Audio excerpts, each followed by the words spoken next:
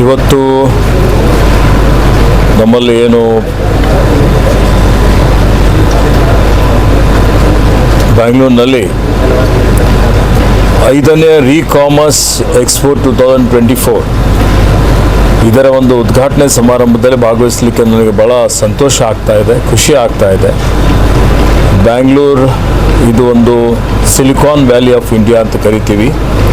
IT ಯಲ್ಲಿ BTಯಲ್ಲಿ ಎಲ್ಲಕ್ಕಿಂತ ಇಡೀ ಜಗತ್ತಿಗೆ ದೇಶದಲ್ಲೇ ಒಂದು ಮಾದರಿಯಾದಂಥ ನಮ್ಮ ಬ್ಯಾಂಗ್ಳೂರು, ಇಲ್ಲಿ ನಾವು ಸುಮಾರು ದೇಶದಲ್ಲಿ ಎಲ್ಲಕ್ಕಿಂತ ಹೆಚ್ಚಿನ ಒಂದು IT BT ರಫ್ತನ್ನು ಮಾಡ್ತೀವಿ. ಆ ಹೆಗ್ಗಳಿಕೆ ನಮಗೆ ಇದೆ. ಇವತ್ತು ಜಗತ್ತಿನಲ್ಲೇ ನಮಗೆಲ್ಲರಿಗೆ ಒಂದು ದೊಡ್ಡ ಸವಾಲು ಅಂತ ಹೇಳಿದರೆ ಹವಾಮಾನ ಬದಲಾವಣೆ. ಈ ಹವಾಮಾನ ಬದಲಾವಣೆಯಿಂದ ಏನೇನು ಅನಾಹುತಗಳಾಗ್ತಾ ಇದ್ದೇವೆ ನಾವು ನೋಡ್ತಾ ಇದ್ದೇವೆ. ಇತ್ತೀಚೆಗೆ ಶಿರೂರಿನಲ್ಲಿ ಏನು ಗುಡ್ಡ ಕುಸಿತ ಆಯಿತು, ಇವತ್ತು ವಯನಾಡದಲ್ಲಿ ಸುಮಾರು ಜನ ಮೃತಪಟ್ಟಿದ್ದಾರೆ. ಯಾಕೆಂದರೆ ಇವತ್ತು ಎಲ್ಲ ಕಡೆ ಆಹಾರದಲ್ಲಿ ಮಾಲಿನ್ಯ, ಗಾಳಿಯಲ್ಲಿ ಮಾಲಿನ್ಯ, ನೀರಿನಲ್ಲಿ ಮಾಲಿನ್ಯ.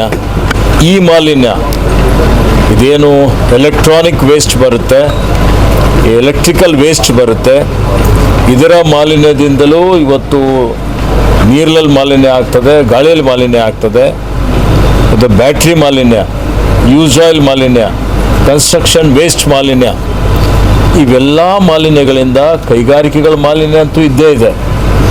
ಇವತ್ತು ಏನಾಗ್ತಾ ಇದೆ ಅಂತೇಳಿದರೆ ಇಡೀ ಜಗತ್ತಿಗೆ ಮಾರಕ ಆಗಿದೆ. ಒಂದೇ ದಿವಸದಲ್ಲಿ ಇವತ್ತು ಒಂದು ತಿಂಗಳಲ್ಲಿ ಬೀಳುವ ಮಳೆ ಬೀಳ್ತದೆ. ಇಂಥ ಒಂದು ಪರಿಸ್ಥಿತಿಯಲ್ಲಿ ಇಡೀ ಮನುಕುಲವನ್ನು ಸಂರಕ್ಷಣೆ ಮಾಡುವಂಥದ್ದು ನಮ್ಮೆಲ್ಲರ ಆದ್ಯ ಕರ್ತವ್ಯವಾಗಿದೆ. ಅರಣ್ಯ ಪರಿಸರ ಇಲಾಖೆ ಸಚಿವನಾಗಿ ಇವತ್ತು ಅರಣ್ಯ ಸಂರಕ್ಷಣೆ ಮಾಡುವಂಥದ್ದು, ಪರಿಸರ ಸಂರಕ್ಷಣೆ ಮಾಡುವಂಥದ್ದು ನಮ್ಮೆಲ್ಲರ ಆದ್ಯ ಕರ್ತವ್ಯವಾಗಿದೆ. ಪ್ರಕೃತಿ ಪರಿಸರ ಉಳಿದರೆ ಮಾತ್ರ ನಾವು ಉಳಿತೀವಿ. ಆ ನಿಟ್ಟಿನಲ್ಲಿ ಇವತ್ತು ಸರ್ಕ್ಯುಲರ್ ಎಕಾನಮಿ ಅಂತ ಹೇಳಿದರೆ ಇವತ್ತು ಜೀವನೋಪಾಯ ಎರಡೂ ಬೇಕು. ಆ ಜೀವನೋಪಾಯ ಬೇಕು ಅಂತ ಹೇಳಿದರೆ ಅಭಿವೃದ್ಧಿ ಆಗಬೇಕು. ಅಭಿವೃದ್ಧಿ ಆಗಲಿಕ್ಕೆ ಇವೆಲ್ಲ ಅವಶ್ಯಕತೆ ಇದೆ.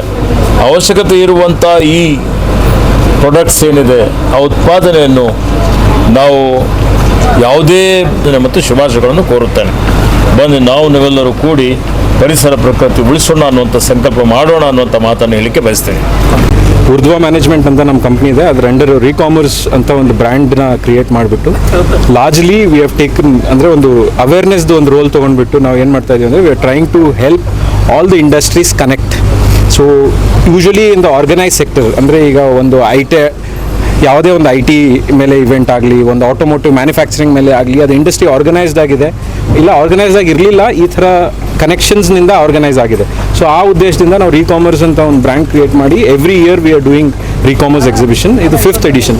So largely to encourage circular economy, recycling, best recycling practices and also strengthen recyclers. The most important thing is to strengthen ರೀಸೈಕ್ಲರ್ಸ್ಗೆ ಸ್ಟ್ರೆಂತ್ ಬರಬೇಕು ಅಂದರೆ ಲಾರ್ಜ್ಲಿ ಜಾಸ್ತಿ ಪಾರ್ಟಿಸಿಪೇಷನ್ ಆಗಬೇಕು. ಅವ್ರಿಗೂ ಒಂದು ಎಕ್ಸ್ಪೋಜರ್ ಸಿಗಬೇಕು. ಕಂಪ್ನೀಸ್ ಜೊತೆ ಅವರು ನೆಟ್ವರ್ಕ್ ಮಾಡಿಕೊಂಡು ಒಳ್ಳೆ ಬಿಸ್ನೆಸ್ ಇಂಪ್ಯಾಕ್ಟ್ ಆಗಲಿ ಅಂತ. ಈಗ ನಾವು ಡಿಜಿಟಲ್ ಎಕಾನಮಿದು ಎಲ್ಲರೂ ಮಾತಾಡ್ತಾ ಇದ್ದೀವಿ. We are digitally not literate. Like when we say penetration, highest penetration of anything ಒಂದು ಕಂಟ್ರಿಯಲ್ಲಿ ಹೈಯೆಸ್ಟ್ ಪೆನೆಟ್ರೇಷನ್ ಅಂದರೆ ಒಂದು ವಸ್ತುದು ನಮ್ಮ ಇಂಡಿಯಾದಲ್ಲಿ the largest penetration is about your washing soap. So ಅದು ಬಿಟ್ಟರೆ ನೆಕ್ಸ್ಟ್ ಪೆನೆಟ್ರೇಷನ್ ಬಂದುಬಿಟ್ಟು ನಿಮಗೆ ಮೊಬೈಲ್ ಫೋನ್ಸ್ ಇದೆ. ಈಗ highest small mobile phones. But digital literacy comes only with laptops. The education comes with laptops. ಇದ್ರದ್ದು ರೀಫರ್ಬಿಶ್ಡ್ ಪ್ರಾಡಕ್ಟ್ಸ್ನ ಒಳ್ಳೆ ರೀತಿ ಮ್ಯಾನುಫ್ಯಾಕ್ಚರ್ ಮಾಡ್ತಾರೆ. ಇದು ಯೂಸ್ ಮಾಡಿದರೆ ನಮ್ಮ ಡಿಜಿಟಲ್ ಎಕಾನಮಿಕ್ ತುಂಬ ಹೆಲ್ಪ್ಫುಲ್ ಆಗುತ್ತೆ, ಡಿಜಿಟಲ್ ಲಿಟ್ರಸಿ ಬೆಳೆಯುತ್ತೆ.